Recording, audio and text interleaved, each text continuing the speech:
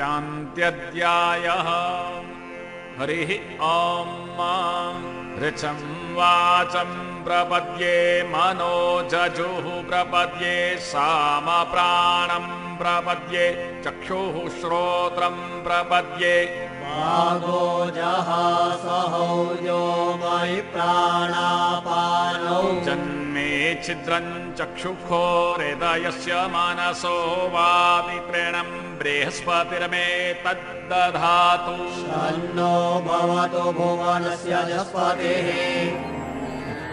சிவத்தை கண்டு சிவத்தை உண்டு சிவத்தை பருகி சிவத்தை சுவாசித்து சிவத்தை ஜீவித்து சிவத்தால் கலக்க உள்ள சிவகருணையால் சிவத்தை நம்பினார்க்கு என்றென்றும் இன்பமே.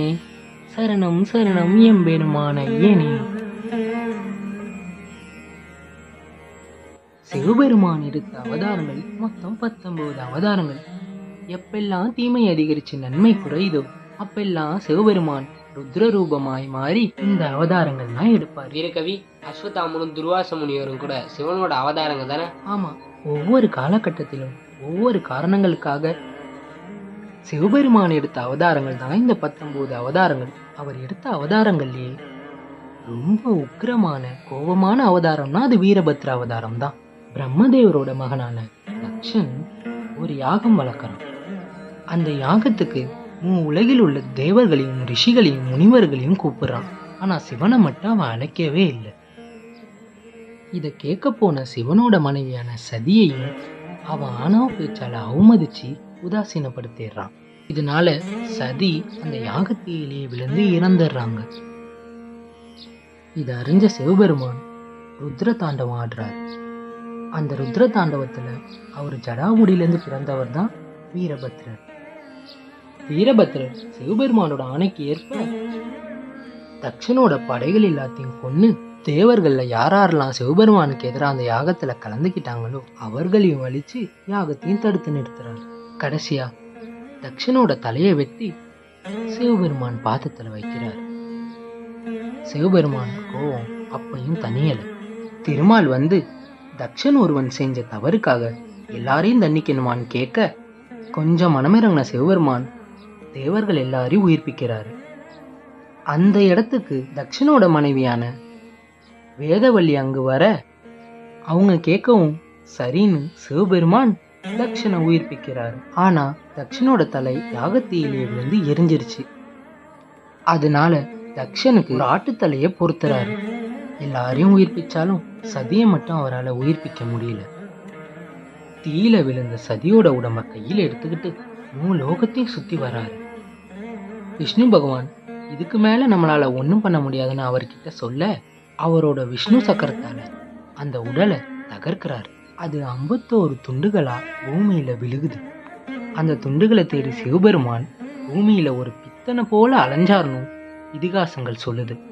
அந்த 51 துண்டுகள் எங்கெல்லாம் விழுந்துச்சோ அங்கெல்லாம் சிவபெருமான் சக்தி பீடங்கள் எழுப்புறார். அந்த சக்தி பீடங்கள் தான் உலகில் உள்ள ஒவ்வொரு ஊரிலும் உள்ள பார்வதி தேவியோட ஸ்தலங்கள். அந்த சக்தி பீடத்துக்கு சிவபெருமான் ஒவ்வொரு காலபைரவரையும் அமைச்சு காவலுக்கு வைக்கிறாரு. இப்படிதான் வீரபத்ர அவதாரம் உருவாச்சு. இந்த அவதாருக்கு அடுத்து உருவாகிறது தான் காலபைரவ அவதாரம். மனிதனாக பிறந்தாலும் தேவர்களாக இருந்தாலும் ஆணவத்தால் அவங்க தவறு செஞ்சாங்கன்னா அவர்களை அழிக்க சிவபெருமான் வீரபத்ர அவதாரம் எடுத்து வருவாருங்கிறது தான் நம்ம புராணங்கள் நமக்கு சொல்றது. நான் வீரகவி. குருதேவா. வணக்கம் குருவே. அம்பி, நான் வரதுக்கு முன்னாடியே எடுக்க ஆரம்பிச்சிட்டியாடா? ஆமா குருவே, அண்ணா பத்ரா அவதாரத்தை பத்தி பேசியிருந்தார். லட்ச ஏகம் தானே? ஆமாம் குருவே. குருவே, சீக்கிரமா நம்ம அண்ணா சிவனுக்கு பூஜை செய்ய வந்துருவார்.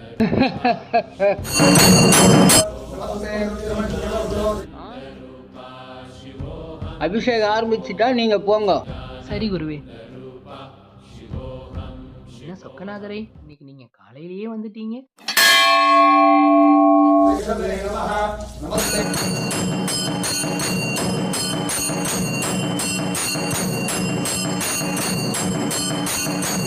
நீங்க போங்க, நான் வரேன்.